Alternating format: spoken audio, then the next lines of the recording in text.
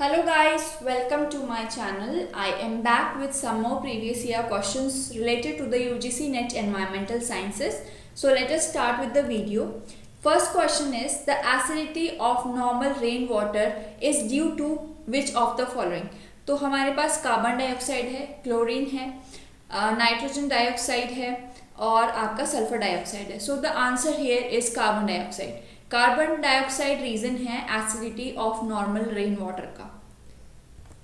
The percent of water on the world surface representing fresh water is. हमें बताना है कि जो अर्थ का सरफेस है, वर्ल्ड का सरफेस है, उस पर जो कितना परसेंट फ्रेश वाटर है. तो 97% नहीं है, 50% भी नहीं है, 10% भी नहीं है. It's just 3% of fresh water present on the surface of the earth. Okay, सिर्फ 3% है और वो भी कहाँ पर है? मोस्टली ग्लेशियर्स में प्रेजेंट है. Now which one of the following is not a random sampling method. अगर आपने मेरी प्रीवियस वीडियो देखी होगी तो कल भी एक ऐसा ही क्वेश्चन था, उसमें पूछा गया था which one of the following is not a non random sampling method. उसमें आपको बताना था which one of the following is a random sampling method. Okay, तो उसमें आपको 3 जो थे नॉन रैंडम सैम्पलिंग के मेथड्स दिए गए थे और एक रैंडम सैम्पलिंग का दिया गया था. अब उसी को उल्टा करके पूछा गया है क्वेश्चन. तो यहाँ पे आपको 3 जो है रैंडम सैम्पलिंग दी गई हैं. स्ट्रैटिफाइड, क्लस्टर और सिस्टमैटिक सैम्पलिंग जो है वो रैंडम सैम्पलिंग के मेथड्स हैं और जजमेंट या फिर जजमेंटल सैम्पलिंग जो होती है वो नॉन रैंडम सैम्पलिंग के मेथड है. इसलिए मैंने आपको लास्ट वीडियो में भी बोला था कि आपको ये रैंडम और नॉन रैंडम सैम्पलिंग के मेथड्स बाय हार्ट याद होने चाहिए, क्योंकि क्वेश्चन आपके पेपर 1 में भी आ सकता है और पेपर 2 में भी आ सकता है. तो आपको ये कॉन्सेप्ट बिल्कुल क्लियर होना चाहिए. अगर आपने कल ये टेबल नहीं ड्रॉ की है अपनी कॉपी में या आपने इसका स्क्रीनशॉट नहीं लिया है तो आप आज ले सकते हैं. सो यहाँ पे मैंने रैंडम और नॉन रैंडम सैम्पलिंग के मेथड्स के बारे में डिस्कस किया है. प्लीज़ इसको बाय हार्ट याद कर लीजिए. Moving on to the next question. In the Gaussian plume model, the plume size is estimated considering buoyancy of exhaust gases, stack diameter, wind speed and stability of the atmosphere. पहले हम देखते हैं question क्या बोल रहा है. Gaussian plume model के अंदर जो प्लूम साइज का एस्टिमेशन है वो बायोंसी जो कि एग्जॉस्ट गैस निकल रही है उसमें से प्लूम में जो एग्जॉस्ट गैस प्रेजेंट है उनकी बायोंसी, स्टैक का जो डायमीटर है, विंड की जो स्पीड है और एटमॉस्फेयर की जो स्टेबिलिटी है, इन सब चीज़ों पर डिपेंड करता है कि प्लूम का साइज क्या होगा. ठीक है, तो जैसे सपोज ये आपका स्टैक हाइट है, इसमें से ये प्लूम निकल रहा है, तो इस प्लूम का साइज क्या होगा वो डिपेंड करेगा buoyancy of exhaust gases, stack का क्या डायमीटर है and the wind speed and stability of the atmosphere. अब the plume size which is delta H depends on inside radius of stack R S. तो हमें बताना है कि जो प्लूम का साइज डेल्टा एच है वो रेडियस ऑफ स्टैक से कैसे रिलेट करेगा. So this is the answer. Delta H is directly proportional to R by 1/3. Okay, so this is the answer over है. जो आपका प्लूम का साइज है वो डायरेक्टली प्रोपोर्शनल होगा रेडियस का 1/3 part. Okay, now hardness of diamond is due to. Diamond का जो आपका हार्डनेस है वो किस वजह से होता है. तो ये हम काफ़ी अपनी जूनियर क्लासेस में भी हमने डायमंड के बारे में पढ़ा है. उसमें क्या रीज़न है कि वो इतना हार्ड मटेरियल है. तो उसका मेन रीज़न है कोवलेंट बॉन्डिंग. जो स्ट्रक्चर है उसमें कार्बन के जो एटम्स प्रेजेंट हैं अंदर वो कोवलेंटली बॉन्ड है एक दूसरे के साथ. That makes it so hard. Now the next question says, in the biological system sulfur is largely found in. Biological system में सल्फर कहाँ पर ज़्यादातर पाया जाता है. तो लिपिड्स में नहीं पाया जाता है. It is found in proteins. Proteins amino acids के बने होते हैं और अमीनो एसिड्स में मिथ्योनिन और सिस्टीन की रेसिड्यूज होती हैं जो कि सल्फर की बनी होती है.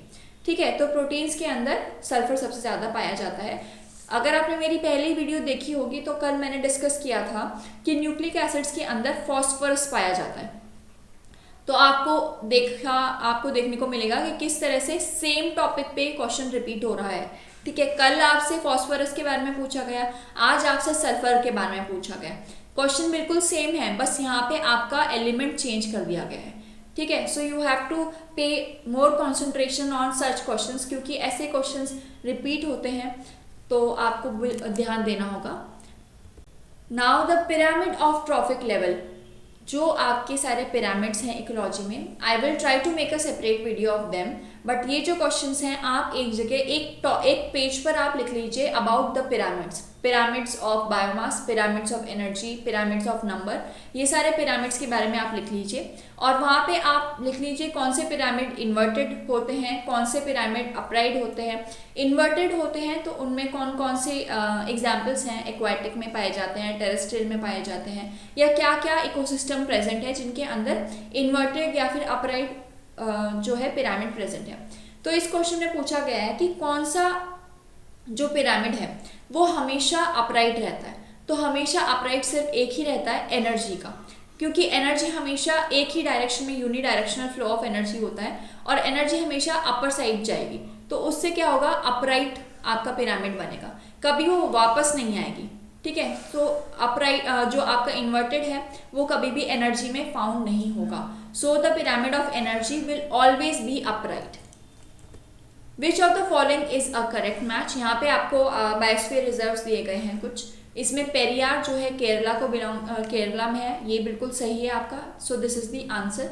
और जो ये रॉन्ग मैचेस है इनके बारे में बता दूं, रणथंभौर मध्य प्रदेश में प्रेजेंट नहीं है, it is present in Rajasthan. Okay, and Panna is present in Madhya Pradesh, Bandhavgarh is also present in Madhya Pradesh. So आप इंटरनेट सोर्सेज से अगर आप कोई बुक रेफर कर रहे हैं तो उस बुक में से जो भी बायोस्फीयर रिजर्व्स हैं, वाइल्ड लाइफ सेंचुरीज हैं या नेशनल पार्क्स हैं, उनकी लोकेशन को बाय हार्ट याद कर लीजिए। और आपको ये पता होना चाहिए कौन सा सबसे बड़ा है इनमें, ठीक है, कौन सा सबसे पहले स्टैब्लिश हुआ था, ये सारी चीज़ें आपको याद होनी चाहिए, because questions do come on this topic very randomly. Okay, now अब मैच द फॉलोइंग है, इसमें एरोजोल कॉन्स्टिट्यूएंट्स हैं और उनकी सोर्स बतानी है। तो पहला एरोजोल कॉन्स्टिट्यूएंट जो सिलिकॉन है, it is found in the natural sources. Then comes the vanadium, so it is found in the incomplete combustion, it is produced by the incomplete combustion।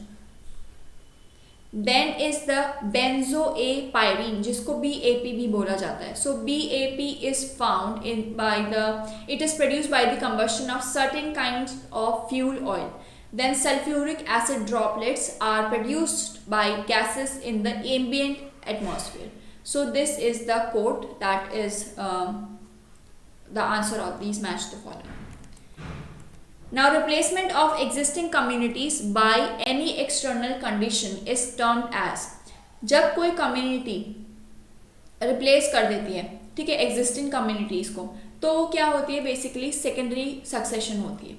जब बिल्कुल जीरो से start कर रही है कोई community तो वो होती है प्राइमरी सक्सेशन। ऑटोजेनिक सक्सेशन में क्या होता है कि कभी कभी जो प्री एग्जिस्टिंग कम्युनिटी है वो बायोटिक फैक्टर्स की वजह से पूरी डिस्ट्रॉय हो जाती है, ठीक है, तो वो ऑटोजेनिक सक्सेशन को लीड करती है फिर, या फिर एलोजेनिक भी हो सकती है जो नॉन बायोटिक या फिर एंथ्रोपोजेनिक वजहों से टोटली डैमेज हो सकती है कोई भी कम्युनिटी। तो ये होती हैं successions, primary, secondary, autogenic and allogenic. So this is all for this video. अगर आपको मेरे कॉन्सेप्ट समझ में आए हैं, अगर आपको मेरे पढ़ाने का तरीका अच्छा लगता है तो please subscribe to my channel and press the bell icon, जिससे आपको मेरी जो भी मैं फ्रीक्वेंटली वीडियोस आपको अपलोड कर रही हूँ यूट्यूब पे, आपको सारी वीडियोस का पता चले और आप कोई भी वीडियो मिस ना करें, क्योंकि मैं सारी वीडियोस में बहुत ही इंपॉर्टेंट क्वेश्चंस लेकर आ रही हूँ और क्वेश्चंस को एक्सप्लेन करने के लिए I am also bringing concepts along with that, क्योंकि अभी मैं कॉन्सेप्ट्स की सेपरेट वीडियो नहीं बना सकती बिकॉज टाइम बहुत कम है। तो I am just trying to finish all the previous year papers that I have up to 10 years of previous papers. I'll try to solve before your exam. So stay tuned to my channel. Just stick to me and stick through the process of your preparation. I'll try to bring videos on numericals as soon as possible. So just subscribe to my channel and share this video with your friends. And thank you very much for watching.